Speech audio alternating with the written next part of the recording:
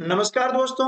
NMMS यानी national means cum merit scholarship selection exam की तैयारी के इस कालखंड में आपका स्वागत है। आज के कालखंड में शैक्षिक योग्यता परीक्षण के अंतर्गत हम सीखने वाले हैं गणित के उन प्रश्नों को जो इस परीक्षा में बार बार आते हैं। तो ये कंसेप्ट बहुत ही महत्वपूर्ण है और इस कंसेप्ट से संबंधित प्रश्न परीक्षाओं में आते ही हैं। यदि अभी तक आपने हमारे चैनल को सब्सक्राइब नहीं किया है और चैनल पर पहली बार आ रहे हैं तो चैनल को सब्सक्राइब कर लीजिएगा ताकि ऐसे ही महत्वपूर्ण वीडियो आपको सबसे पहले मिलते रहें। इसके पहले की वीडियो आपको देखना है।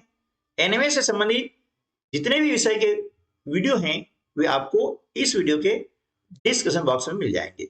वहां पर उनकी लिंक उपलब्ध करवाई गई है। उस लिंक के माध्यम से आप उन वीडियोस को देख सकते हैं और उनसे सीख करके इस परीक्षा में सर्वाधिक अंक प्राप्त कर सकते हैं। तो आइए शुरू करते हैं हम आज का वीडियो। आज के वीडियो के अंतर्गत जो प्रश्न है वे बहुत ही महत्वपूर्ण प्रश्न है और ये प्रश्न एनएमएस की परीक्षा के साथ साथ में ही पीएम यशस्वी श्रेष्ठा और आपकी जो वार्षिक परीक्षा है उसमें भी ये काम आने वाले हैं। ठीक है, अब देखिए पहला प्रश्न है 100 लोगों की भोजन सामग्री 24 दिन तक चलती है। यदि 20 व्यक्ति उस स्थान से चले जाते हैं तो बची हुई भोजन सामग्री कितने दिनों तक चलेगी। अब देखिए प्रश्न पढ़ के हमें यह समझना होगा कि यहां पर हम देख रहे हैं कि 100 लोग हमारे पास में हैं और इनकी भोजन सामग्री है 24 दिन की। ठीक है, अब 20 व्यक्ति चले गए हैं मतलब कम हो गए हैं तो सामग्री कितने दिन चलेगी। अब देखिए यदि व्यक्ति कम हो गए हैं तो सामग्री स्वाभाविक रूप से आधे दिन चलेगी। यदि व्यक्ति बढ़ जाएंगे तो सामग्री जल्दी खत्म हो जाएगी, है ना। इसको हम छोटे से उदाहरण द्वारा समझते हैं कि यदि मान लिया जाए कि आपके पास में 20 जो है चॉकलेट है, कितनी है 20 चॉकलेट है और उन्हें 4 बच्चों में बराबर बराबर बांटनी है तो प्रत्येक बच्चे को कितनी मिलेगी 5 चॉकलेट मिलेगी। ठीक है ना, प्रत्येक बच्चे को कितनी मिलेगी 5 चॉकलेट मिलेगी। अब यदि मान लिया जाए कि चॉकलेट तो वही 20 है ना, और एक बच्चा और आ गया, है ना, कितना हो गया 4 और 1 5 हो गए। अब इन 5 बच्चों में वह 20 चॉकलेट यदि बांटेंगे तो प्रत्येक बच्चे को कितनी मिलेगी 5 चौके 20 यानी ये मिलेगी कितनी 4। तो क्या देख रहे हैं हम कि यदि संख्या बढ़ जाती है ना, संख्या बढ़ जाती है ना, तो चॉकलेट की संख्या यहाँ पर कम हो जाएगी, है ना। ठीक है, यहाँ पर बच्चे 5 हो गए हैं तो प्रत्येक बच्चे को मिलने वाली चॉकलेट की संख्या कितनी हो गई है 4 हो गई है। ठीक है, और यदि बच्चे कम हो जाते हैं, मान लिया 5 है, यहाँ से कम हो गए 4, यदि बच्चे कम हो जाते हैं तो प्रत्येक बच्चे को चॉकलेट संख्या अधिक मिलती है।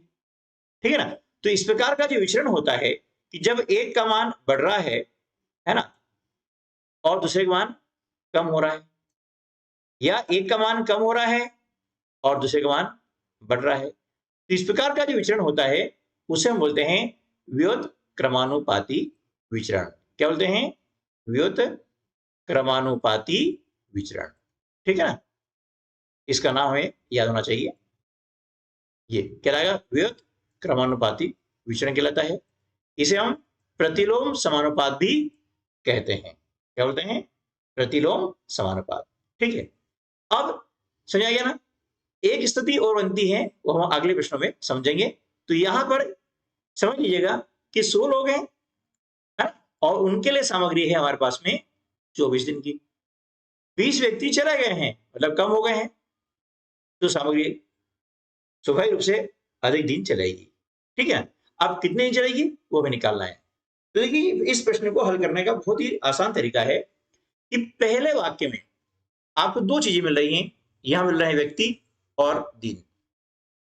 एक को हम x मान लेंगे, दूसरे को हम मान लेते हैं y। ठीक है ना, अब पहली लाइन में है इसलिए उसको लिख देते हैं 1, x1 y1। ठीक है ना, तो यहां पर मैं लिख देता हूं x1 और y1। अब x1 कितना है, 100 लोग हैं, है ना, और y1 ये है 24 दिन। समझ रहा ना, ये दो चीज मिलेगी आपको, पहले वाक्य में से दो चीज मिलेगी, एक को हमें मान लेना है x, दूसरे को मान लेना है y। क्लियर। चलिए, अब पहली लाइन में है इसलिए हमने 1 लिखा है। अब आगे चलते हैं दूसरी लाइन में, यानी दूसरे वाक्य में।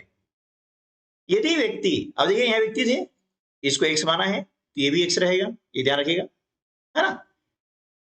यदि 20 व्यक्ति उस स्थान से चले जाते हैं तो बची हुई सामग्री कितने दिनों तक चलेगी, ये हो जाएगा तुम्हारा y।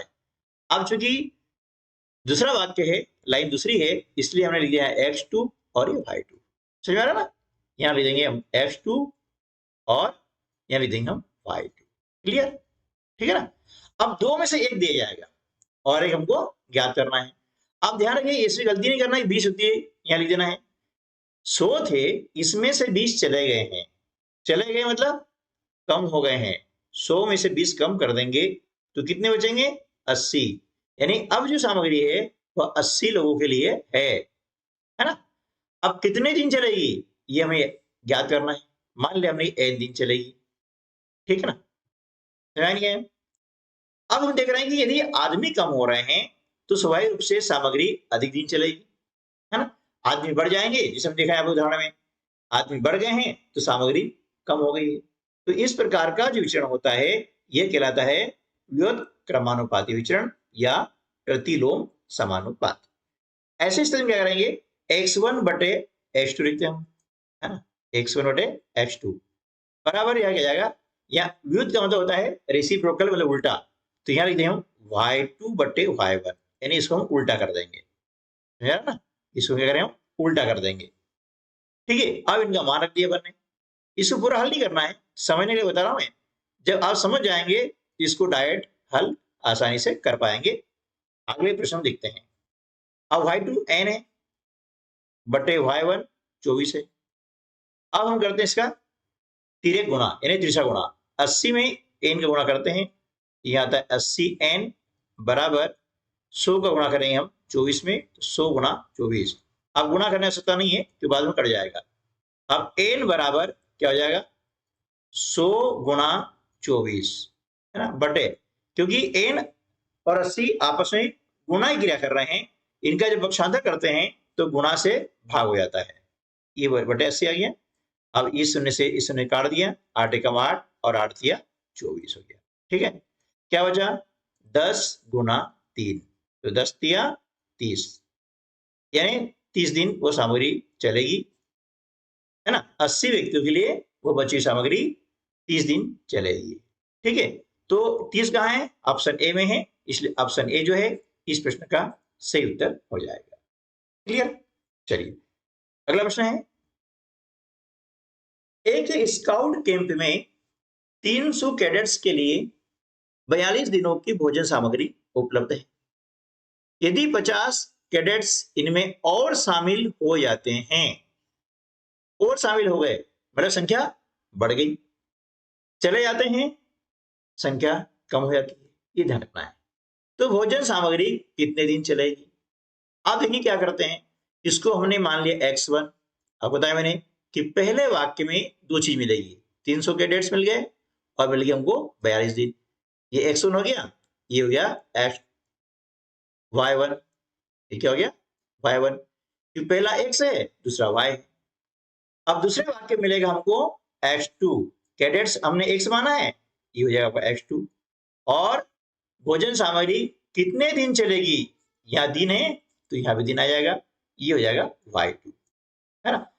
अब आप समझ गए ना ये विचरण कैसा है, क्योंकि देखिए 300 कैडेट्स के लिए सामग्री है 42 दिन की, अब 50 कैडेट्स और आ गए हैं, अब कितने हो गए हैं 350 और आ गए हैं, मतलब जुड़ जाएंगे। अब आदमी बढ़ गए हैं तो सामग्री बढ़ेगी क्या, नहीं बढ़ेगी ना, सामग्री कम होगी। तो आदमी बढ़े हैं सामग्री कम हो रही है ना, कम दिन चलेगी वो। इसका मतलब हुआ कि यहां पर विचरण है व्युत्क्रमानुपाती। ठीक है ना, बस आसान हो जाएगा। तो देखिए अब x1 बटे x2 यानी 300 बटे, है ना, अब यहाँ 50 नहीं आएगा, ध्यान रखना, इसमें और शामिल हो गए हैं, यानी 300 पहले थे, इसमें 50 और शामिल हो गए हैं, शामिल हो गए मतलब जुड़ गए हैं, तो यहां पर आ जाएगा 350। ठीक है, बराबर। अब यहाँ इसका उल्टा हो जाएगा, y2, हम बोले y2 लिख दें या n लिख दें, कोई दिक्कत नहीं है। अब बटे y1 यानी 42, तिरछा गुणा किया हमने, है ना। अब इसका गुणा इसका करेंगे तो 350 गुणा y2 बराबर 300 गुणा 42, तो y2 बराबर क्या आ जाएगा 300 गुणा 42 बटे 350। ये शून्य से हमने शून्य काट दिया, 5 सते 35 और 5 छक्के 30, 7 एकम 7, 7 छक 42, हमने इनका गुणा कर दिया, 6 गुणा 6 मतलब 36 दिन। ठीक है ना, यानी 50 कैडेट्स और शामिल हो जाते हैं तो वह भोजन सामग्री 36 दिन में ही समाप्त हो जाती है। तो विकल्प बी जो है इस प्रश्न का सही उत्तर हो जाएगा। समझ आया ना। तो इस प्रकार से हम यहाँ पर अब जो है इतना आसान तरीके से कर सकते हैं, प्रश्न को पढ़ें समझें। तो ये जो प्रश्न है काफी आसान है, बस थोड़ा सा हमें इसमें समझने की आवश्यकता होती है। चलो आइए और देखते हैं उदाहरण। यदि एक कार्य को 8 व्यक्ति मिलकर 20 दिनों में पूर्ण करते हैं तो उसी कार्य को 20 व्यक्ति कितने दिनों में पूर्ण करेंगे। ये 8 व्यक्ति काम कर रहे हैं तो 20 दिन में काम पूरा हो रहा है। अब यहां पर हमने क्या किया है, व्यक्तियों संख्या बढ़ा दी। कोई भी काम करने में जब व्यक्ति संख्या बढ़ा देंगे तो काम जल्दी होगा देर से होगा, काम जल्दी होगा। व्यक्ति बढ़ा दिए हैं, काम कम दिनों में समाप्त हो जाएगा, यानी एक का मान बढ़ रहा है दूसरे का घट रहा है। तो विचरण कौन सा हो गया, व्युत्क्रमानुपाती क्रमानुपाती। समझे ना। तो पहली लाइन में से हमें दो चीज मिली, व्यक्ति और दिन, इसको हमने माना x, इसको माना y। पहली लाइन है, पहला वाक्य है, इसने लिखा 1। ठीक है ना। अब दूसरे वाक्य में मिला हमको वही व्यक्ति यानी x, दिन यानी y। ठीक है ना, लाइन दूसरी है, वाक्य दूसरा है, हमने लिखा 2। विचरण कैसा है, विचरण है व्युत्क्रमानुपाती। तो क्या आ जाएगा, x1 बटे x2 बराबर y2 बटे y1, बस मान रख दीजिए। x1 कितना है 8 है, x2 20 है ना। अब y2 हमें ज्ञात करना है, अब y2 लीजिए कोई दिक्कत नहीं है, y1 कितना है 20 है। ठीक है ना।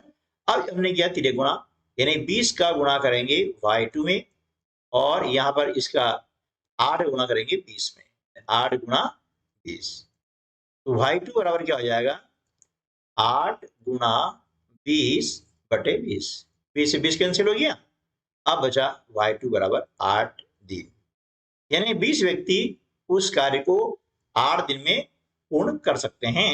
तो विकल्प बी जो है हमारा सही उत्तर हो जाएगा। क्लियर। चलिए एक प्रश्न और लेते हैं। 12 व्यक्ति एक कार्य को 20 दिनों में पूरा करते हैं। यदि मात्र 8 व्यक्ति को काम पर लगाया जाता है तो यह कार्य कितने दिनों में पूरा होगा। अब देखिए 12 व्यक्ति हैं, वे किसी कार्य को है ना 20 दिनों में पूरा कर रहे हैं। कितने में पूरा कर रहे हैं 20 दिनों में। अब हमने क्या किया, केवल 8 व्यक्ति को काम पे लगाया है। अब बताइए व्यक्ति संख्या कम हो रही है ज्यादा हो रही है। पहले 12 व्यक्ति थे, अब हो गए 8 व्यक्ति। व्यक्ति कम हो गए हैं तो काम जल्दी होगा कि देर से होगा, है ना। आदमी कम हो गए हैं तो स्वाभाविक रूप से काम देर से होगा, यानी काम पूर्ण होने में अधिक दिन लगेंगे। तो एक का मान कम हो रहा है, दूसरे का मान बढ़ रहा है, तो ऐसा विचरण कहलाता है व्युत्क्रमानुपाती। ठीक है। पहले वाक्य में दो चीज मिली, व्यक्ति और दिन, इसको मान लिया हमने x, दिन को मान लिया y। पहली लाइन है, पहला वाक्य है, हमने लिखा 1 1, है ना। ठीक है। अब दूसरी लाइन में व्यक्ति x माना है तो ये भी x मानेंगे भैया, है ना, और दिन को हमने y माना है तो ये y मान लिया। अब चूंकि लाइन दूसरी है, वाक्य दूसरा है, तो हमने लिखा 2। ठीक है ना। अब विचरण कैसा है, व्युत्क्रमानुपाती है, क्योंकि व्यक्ति संख्या कम हो गई है तो काम देर से होगा, सीधी सी बात है। तो यहां पर आ जाएगा x1 बटे x2, यानी 12 बटे 8। देखिए अब इसको डायरेक्ट हम करने का प्रयास करते हैं, बराबर y2 बटे y1, तो y2 बटे y1 का मान है 20, ये आपने थोड़ा सा और शॉर्ट में कर लिया। तो धीरे धीरे आप जब समझ जाएंगे जो डायरेक्ट आप उसके उत्तर कर पाएंगे। अब 8 गुणा करते हैं y2 में, तो 8 गुणा y2 बराबर 12 गुणा 20। ठीक है, तो y2 बराबर हो जाएगा 12 गुणा 20 बटे 8। 4 से काट देंगे, 4 दूनी 8 और 4 तिया 12। 2 से 20 कटेगा 10 बार, इनका आपस में गुणा कर देंगे। 3 गुणा 10 यानी 10 या 30 दिन। ठीक है ना, यानी 8 व्यक्ति उस कार्य को 30 दिन में पूरा करेंगे। यानी विकल्प बी जो है इस प्रश्न का सही उत्तर हो जाएगा। ठीक है, चलिए प्रश्न क्रमांक 5। यदि 15 श्रमिक किसी दीवार को 48 घंटे में निर्मित कर सकते हैं, मतलब बना सकते हैं, तो इसी कार्य को 30 घंटे में पूरा करने के लिए कितने श्रमिकों की आवश्यकता होगी? अब देखिए पहला वाक्य है, पहली लाइन है, दो चीज मिल रही है हमें, 15 श्रमिक और 48 घंटे, है ना। और इसी प्रकार से दूसरे वाक्य मिल रहे हैं आपको 30 घंटे और कितने श्रमिक। श्रमिक हमने माना है x, घंटे माने हैं y। पहली लाइन है इसलिए हमने लिखा x1 y1। क्लियर। अब देखिए यहां घंटे हमने y लिखा है तो यहां भी घंटे हम लिखेंगे y। ये ध्यान रखिएगा, श्रमिक x लिखा है, यहां हो जाएगा x। लाइन नंबर 2 है, वाक्य नंबर 2 है, यहां 2 लिख देंगे। क्लियर। अब यदि काम को हम जल्दी करवाना चाहते हैं तो क्या करना पड़ेगा? श्रमिक की संख्या हमें बढ़ाना पड़ेगी। ठीक है ना। और यदि काम को हम देर से करवाएंगे तो क्या होगा? जो श्रमिक है, जो मजदूर है, उनकी संख्या हमें क्या करना पड़ेगी? कम करना पड़ेगी। ठीक है ना। तो यहां पर देख रहे हैं कि 15 श्रमिक जो है दीवार को 48 घंटे में बना सकते हैं। अब हम चाहते हैं कि वो कार्य 30 घंटे हो जाए, यानी जल्दी हो जाए। अब जल्दी हो जाएगा, क्या करना पड़ेगा? श्रमिकों की संख्या हमें बढ़ाना पड़ेगी, लेबर बढ़ाना पड़ेंगे। तो विचरण क्या हो गया? विचरण हो गया व्युत्क्रमानुपाती क्रमानुपाती। ठीक है ना। तो क्या करेंगे? देखिए x1 बटे x2, ये तो आएगा सही, x1 बटे x2, तो x1 बटे x2 बराबर क्या आएगा? y2 बटे y1। यहाँ एक उल्टा हो जाता है, ये ध्यान रखना है। x1 कितना है? 15। x2 कितना है हमें ज्ञात करना है, यानी n लिख सकते हैं या x2 भी लिख सकते हैं, कोई दिक्कत नहीं है। y2 कितना है? 30 घंटे, यानी 30 बटे y1 48। अब तरीका वही है, हम करेंगे क्रॉस मल्टीप्लिकेशन, है ना। तो 30 का गुणा करेंगे n में, तो आएगा 30n बराबर 15 गुणा 48, है ना। ठीक है। अब n का मान ज्ञात करना है, 15 गुणा 48 बटे 30। काट दीजिए, 15 कम 15, 15 दूनी 30, 2 से काटेंगे, 2 दूनी 4, 2 चौक 8, यानी n बराबर आ जाएगा कितना?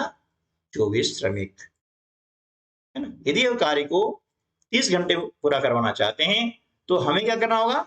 श्रमिकों की संख्या बढ़ाना होगी, 15 के स्थान पर हमें 24 श्रमिक लगाना पड़ेंगे। तो ऑप्शन डी जो है इस प्रश्न का सही उत्तर हो जाएगा। ठीक है ना। चलिए नेक्स्ट।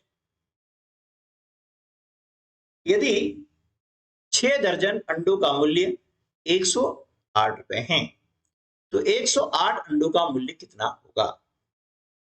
आप ध्यान दीजिएगा कि यहां पर दिया हुआ है 6 दर्जन अंडे, है ना। यहां अंडों संख्या कितनी है? 6 दर्जन है, और यहां 108 अंडे हैं। ध्यान दीजिएगा, ये दोनों इकाइयां एक जैसी होना चाहिए। ठीक है ना।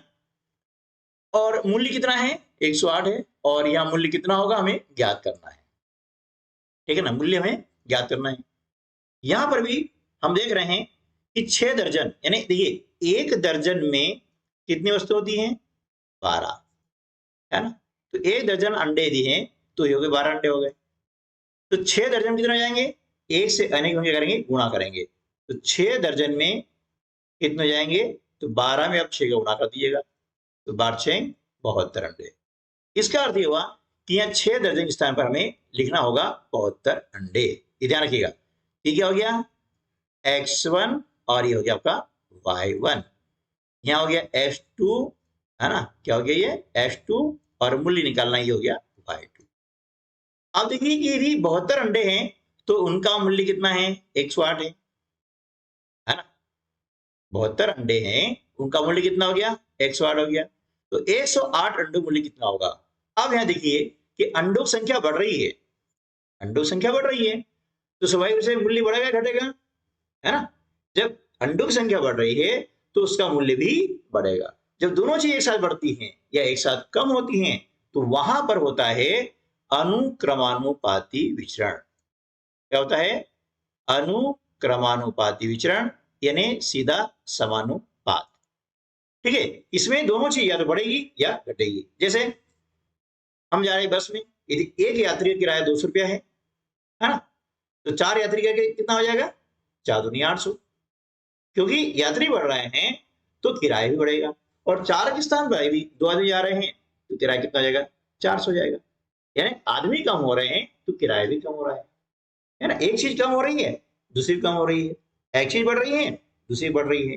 तो इस प्रकार का जो विचरण होता है उसे हम कहते हैं अनुक्रमानुपाती विचरण या सीधा समानुपात।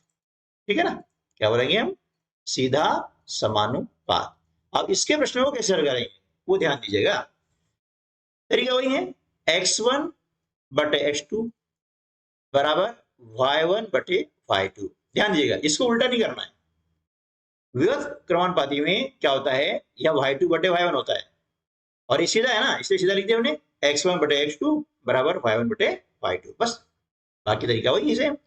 x1 कितना है, 6 दर्जन, मतलब 72 अंडे, ये आ गया 72। x2 कितना है, 108, ये लिखा 108, है ना। y1 कितना है, 108, ये 108 हो गया। और y2 यानी मूल्य कितना हुआ ये हमें ज्ञात करना है, तो या तो y2 लिख दीजिएगा ऐसे ही। अब हम करेंगे तिरछा गुणा, यानी तिरक गुणा। 72 गुणा करेंगे y2 में, ये हो जाएगा 72 y2 बराबर 108 गुणा 108।